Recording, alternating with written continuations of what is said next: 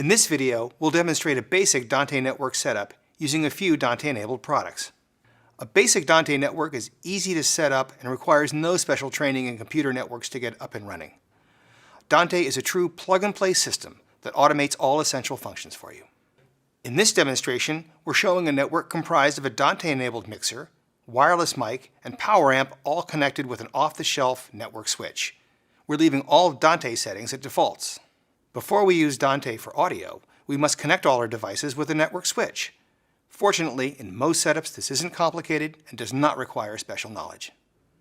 Connect common Cat5e or Cat6 Ethernet cables to the primary ports of your Dante devices and then to any port on a gigabit network switch. Please see our website at Audinate.com for switch recommendations that suit your environment. Please note that Dante does not work over Wi-Fi or wireless connections.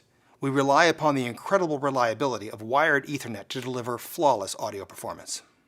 Finally, connect a computer that has Dante Controller installed to the network as well. We'll need that to configure our Dante audio subscriptions and device settings. Once Dante is configured, the computer may be removed from the network if it is not being used for recording or audio processing.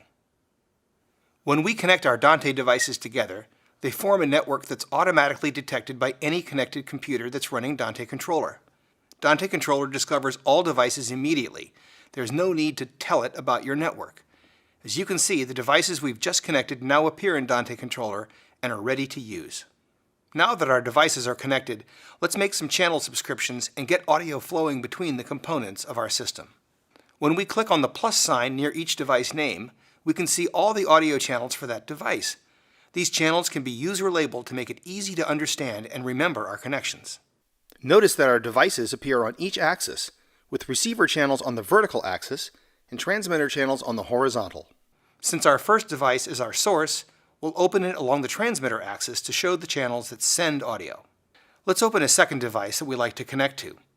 Since it is the destination for our audio, we'll open it along the receiver axis. We'll connect the wireless mic to our mixer. Now we can see the transmitter channels from our first device and the receiver channels of our second device. The area where these intersect form a grid of channels to work with. To connect channels, we simply have to click right where the desired transmitter and desired receiver channels intersect. When we click at that intersection, a green checkbox appears, indicating a successful subscription has been made.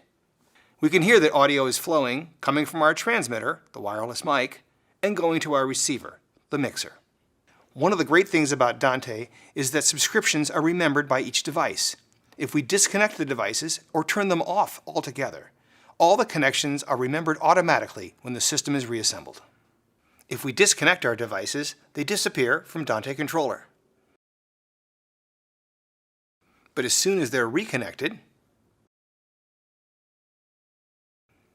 all the devices come back. Not only do our devices automatically reappear, but all the subscriptions we've made come back as well. This allows you to dismantle a system knowing that all your connections will be there when you reassemble it. Our next video focuses on Dante Virtual Sound Card, software that allows you to record and play out up to 64 channels of audio directly from your Mac or PC with a Dante network.